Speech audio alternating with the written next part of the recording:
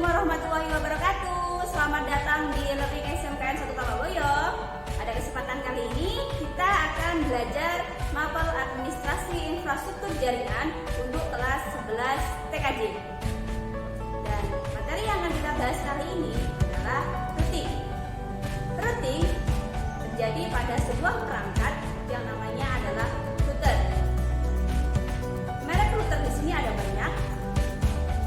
Pertama ada Exotic, ada Cisco, ada Juniper, dan ada masih banyak yang lainnya.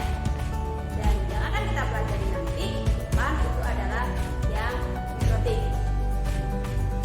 Di router ada 4 proses yang terjadi.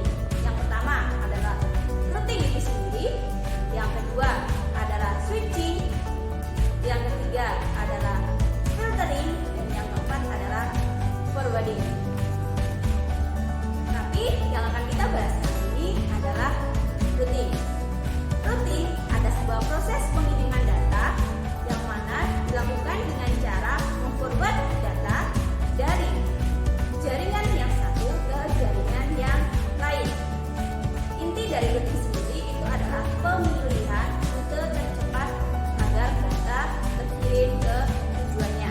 Routing dibedakan menjadi dua. Yang pertama adalah routing langsung, yang kedua adalah routing tidak langsung.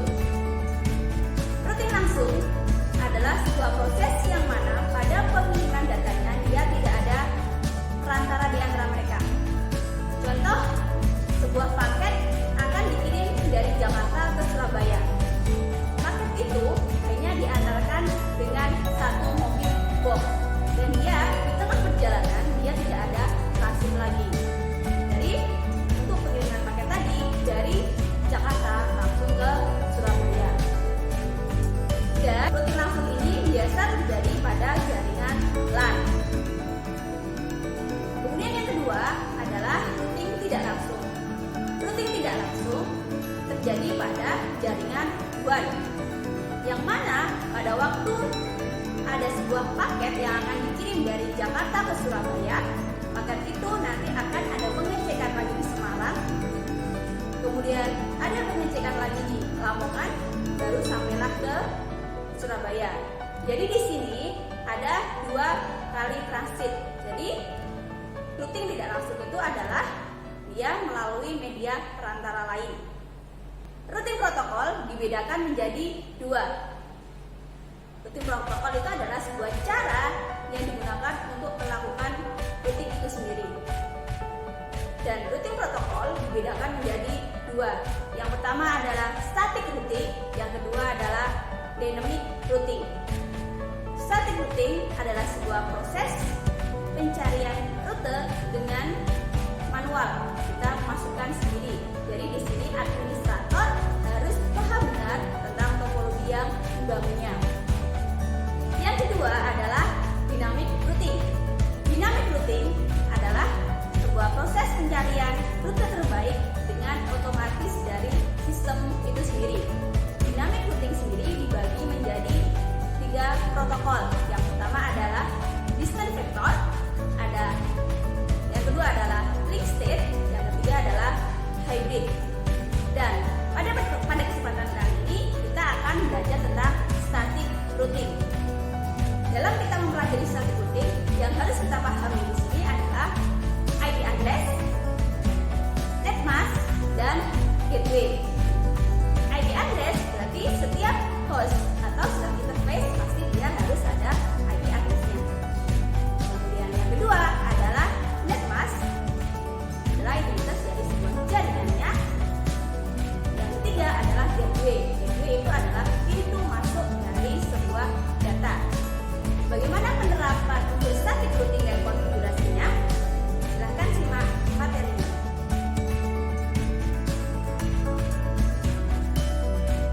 Baik, kita langsung ke contoh penerapan dari routing. Contohnya di sini ada 2 buah router yang mana diberi nama router A dan router B. Kemudian masing-masing router terhubung dengan 1 switch dan 2 PC. untuk routing sendiri yang harus kita tahu adalah IP dari masing-masing interface. Jadi di sini ini adalah sebuah router A. Di router A itu terhubung dengan switch dan terhubung dengan router. Dan masing-masing FA ini ada FA, ini maksudnya adalah interface. Jadi setiap interface yang terhubung itu harus kita kasih yang namanya IP address. FA di sini maksudnya adalah Fast Ethernet. Kemudian ada juga yang E itu adalah Ethernet, kalau SE itu adalah serial, kalau G itu adalah gigabit. Nah, antara keempat jenis interface tadi yang membedakan adalah di kecepatan transfer datanya. Baik, setiap interface harus kita kasih IP address. Contoh di sini, IP untuk router A, jika di router B Fast Ethernet 0, interface ke 0 diberi IP 10.10.10.2/30, berarti untuk router A sendiri IP-nya adalah 10.10.10.1/30. Kemudian di interface kedua di switch itu ada IP 192.168.10.0/27.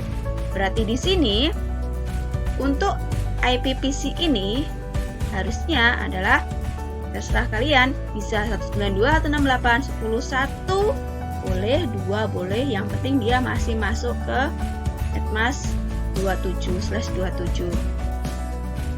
Kemudian kalau kita sudah tahu IP-nya, kemudian network ID juga kita sudah tahu, NetMask juga sudah kita tahu, sekarang adalah gateway-nya.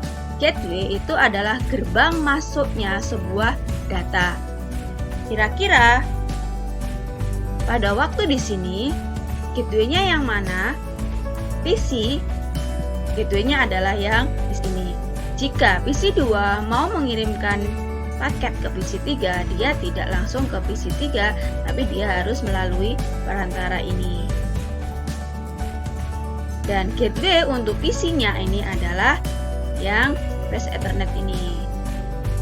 Jadi di PC pada waktu kita mengatur IP address di PC, di paling atas itu adalah IP address. IP address-nya berarti yang mana? Adalah yang ini IP address-nya. Kemudian ada NetMask-nya. NetMask nanti otomatis kalau /27 otomatis akan keluar. Kemudian yang bawah gateway-nya adalah yang IP ini. Kira-kira ini kita kasih IP berapa?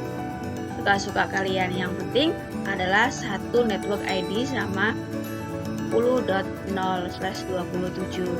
Baik, sekarang kita masuk ke pengaturannya. Pengaturannya di router A, IP pada interface 1, Fast Ethernet 1, itu adalah 192.168.10.0/27. Kenapa di sini destination tujuannya diberi 0? Kenapa kok tidak 1, 2, 3? Karena pada waktu misalnya sebuah PC 0 misalnya mau ke PC 2, dia harus lewat ke sini. Nah, pada waktu dia lewat sini, dia langsung memanggil, adakah di sini anggota saya misalnya. Jika ini kita langsung kasih misalnya PC 2 kita kasih IP 192.168.10.3 misalnya, jadi dia sudah satu network. Baik, sekarang kita langsung masuk ke pembuatan tabel routingnya. Untuk router A, ini maksudnya adalah router 1 ini adalah router A ya. Untuk router 1 di sini, untuk interface 1 tujuannya adalah 10.0. NetMask-nya adalah 7. Gateway-nya kenapa kok 00 di sini? Karena 00 dia masih satu perangkat. Karena satu perangkat berarti gateway-nya adalah 00. Apakah dia termasuk ke langsung? Ya, karena dia masih dalam satu perangkat. Kemudian jika dia mau ke 10.10.2 di sini, berarti dia harus lewat mana? Harus lewat sini. Kemudian gateway-nya berapa? Gateway-nya masih sama, yaitu 0 karena dia masih dalam satu perangkat. Kemudian jika dia mau ke 192.168.11.0 berarti dia tujuannya adalah ke seberang. Dia gateway-nya berapa? Gateway itu adalah karena gateway itu adalah pintu masuknya. Jadi gateway-nya bukan ini lagi, bukan 00 lagi, tapi gateway-nya adalah ini 10.10.10.2. Di sini gateway itu tidak boleh yang namanya network ID. Dia harus adalah IP. Kalau destination itu dia boleh menggunakan network. Tujuannya dalam satu network itu dia bisa dikenali. Tapi kalau destination-nya adalah IP, maka dia khusus langsung dipanggil. Jadi misalnya di sini adalah 192.168.10.0/27. Kalau /27 berarti dia ada berapa host?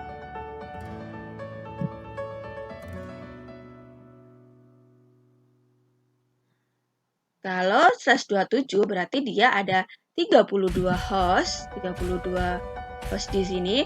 Berarti nanti kalau destination-nya di sini kita isikan 192.168.10.10, maka pada suatu saat jika PC 0 mau memanggil 10.12 dia nggak bisa karena tujuannya dia hanya ke 10.10.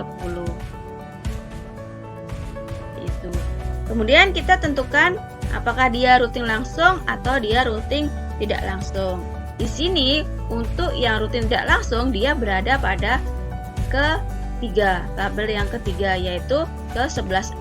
Kenapa kok dia termasuk tidak langsung? Karena untuk PC 2 mau ke PC 1 dia harus melewati satu perangkat lagi. Beda perangkat. Kalau di sini dia masih dalam satu segmen. Kalau di sini dia sudah beda segmen. Ingat, router itu adalah bisa menggabungkan berbagai segmen jaringan. Jadi dia tidak hanya dalam satu segmen jaringan, tapi dia berbeda-beda segmen jaringan, dia masih bisa terhubung asalkan dia menggunakan router. Kemudian untuk tabel routing yang untuk router B seperti apa?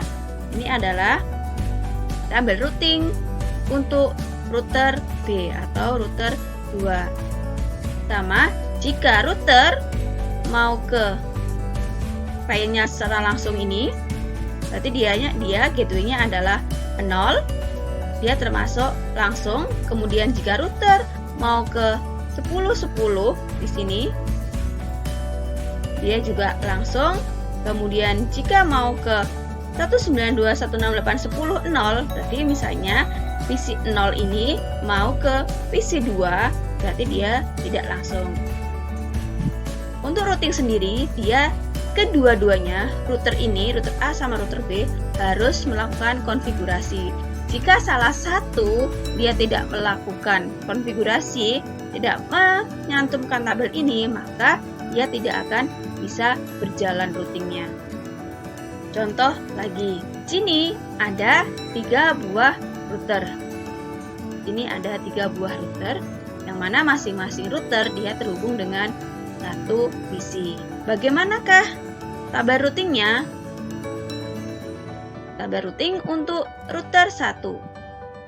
Kita contohkan router 1 itu adalah yang paling ujung ini ya. Ini adalah router 1, ini adalah router 2, dan ini adalah router 3. Di sini interface-nya adalah SE, adalah serial.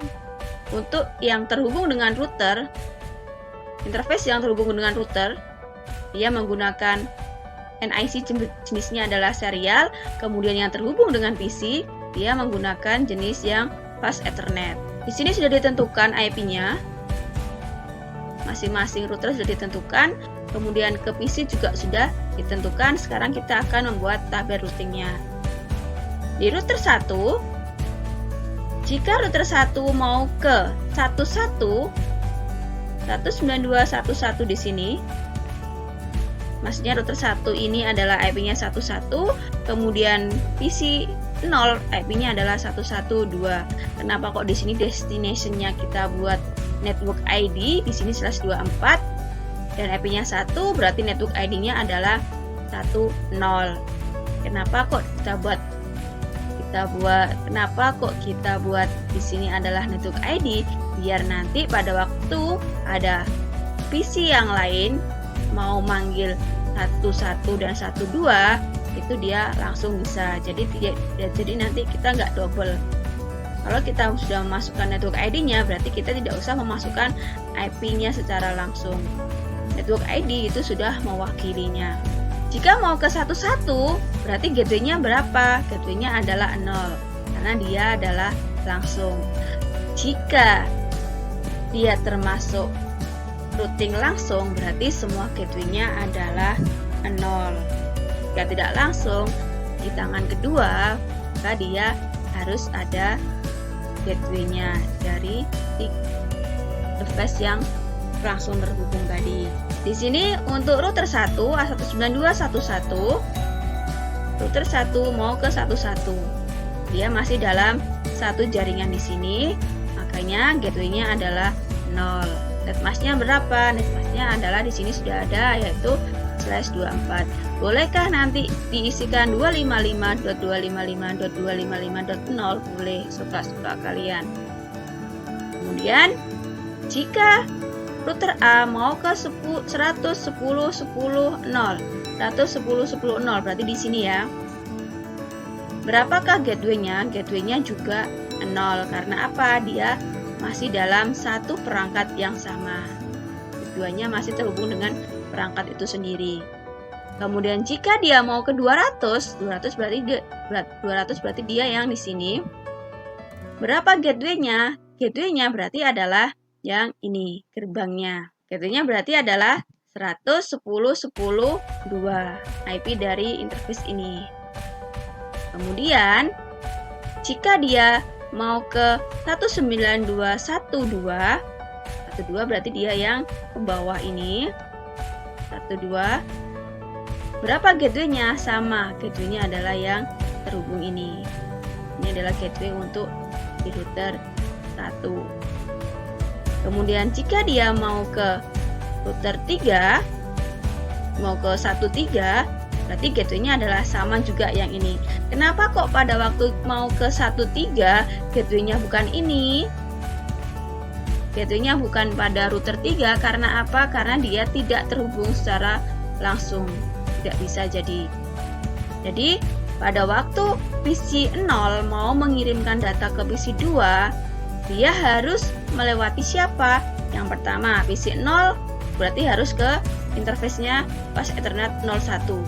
Ini adalah rute yang pertama, dia harus lewat sini. Kemudian rute yang kedua, dia harus lewat yang sini. Rute yang ketiga, dia lewat yang ini. Rute yang keempat, dia lewat ke sini. Berarti pada waktu PC 0 mau mengirimkan ke PC 2, dia ada berapa lompatan? Berarti di sini masih dihitung 0 lompatan karena dia masih satu segmen. Berarti lompatannya adalah di sini adalah 0, kemudian ini adalah 1, ini 2, dan ini adalah 3. Berarti PC 0 mau ke PC 2, dia harus melewati 3 tahapan filtering data. Begitu juga sebaliknya untuk router 2. Di router 2 berarti dia yang tengah di sini. Pada waktu router 2 mau ke 12, gateway-nya adalah 0 karena dia masih dalam satu router yang sama. Pada waktu dia mau ke 110.10, mau ke sini, mau ke router 1, gateway-nya juga 0. Kemudian mau ke 200, gateway-nya juga 0. Berbeda kalau kita mau ke PC 1, mau ke PC 0. Tujuannya adalah 192.1.0. Gateway-nya berapa? gateway-nya adalah yang ini 100, 10, 10, 1. Dan jika mau ke 13, gateway-nya yang mana? Gateway-nya adalah yang ini 200, 20, 20, 2. Dan bagaimana untuk tabel routing untuk router 3 adalah seperti ini, hampir sama seperti yang router 1, yang membedakan adalah gateway-nya. Jadi di sini jika PC2 mau mengirimkan yang ini ya ke 110.10.0, PC2 mau ke 110.10.0 di sini. Jadi pada waktu PC2 di sini PC2 mau mengirimkan paket data ke 110.10.1, berarti dia ada berapa lompatan? Kita hitung PC2 ke fast internet 0 adalah 0 lompatan karena masih dalam satu perangkat. Kemudian router 3 menuju ke router 2 berarti adalah lompatan ke 1. Kemudian router 2 menuju ke router 3 berarti dia ke lompatan ke 2. Jadi pada waktu PC2 mau mengirimkan paket data ke ini 100 ke 110.10.1 berarti dia ada 2 lompatan di sini. Jika gateway-nya bukan 0 berarti dia termasuk routing tidak langsung. Jika gateway-nya 0 masih dalam satu perangkat, dia adalah termasuk ke jika gateway-nya 0 karena masih dalam satu perangkat, berarti dia termasuk routing langsung. Itu adalah perbedaan dari routing langsung dan routing tidak langsung. Berarti kalau di sini semuanya masih routing langsung, tapi kalau sudah ke sini itu sudah routing tidak langsung karena dia ada perantara di tengah-tengah. Baik, agar kalian lebih paham lagi tentang static routing dan tabel routingnya, tugas untuk kalian adalah dari topologi berikut ini silahkan tentukan IP address dari masing-masing interface. Jadi nanti yang diberikan IP yang mana saja, yang warna merah ini nanti kalian berikan IP. Berarti ada totalnya berapa? Berarti nanti ada 14 IP yang ada di topologi ini. Tidak hanya IP saja, tapi kalian juga menentukan tabel routingnya. Jika yang ditentukan adalah tabel routingnya, berarti di sini setiap router, berarti sini ya, router 0, router 1, router 2, router 3 ada tabel routingnya. Jangan lupa tentukan juga netmasknya dan gateway-nya. Baik, karena di sini setiap interface dia hanya terhubung dengan satu device, di sini satu device, maka alangkah enaknya kita menggunakan yang /30. Jadi /30 kalian gunakan di sini. Contoh IP-nya berapa? Misalnya nomor absen 1, berarti dari PC ini adalah 1, kemudian 2, 3, 4, 5, 6, 7, 8. Kemudian jika absennya 30, berarti di sini adalah 30, 31, 32, 33, 34, 35, 36. Silahkan dibuat seperti itu. Terima kasih. Silahkan dipelajari lagi. Saya kira cukup untuk penjelasan tentang routing statik pada pertemuan kali ini. Semoga bisa membantu kalian dalam belajar di rumah. Sekian, wassalamualaikum warahmatullahi wabarakatuh.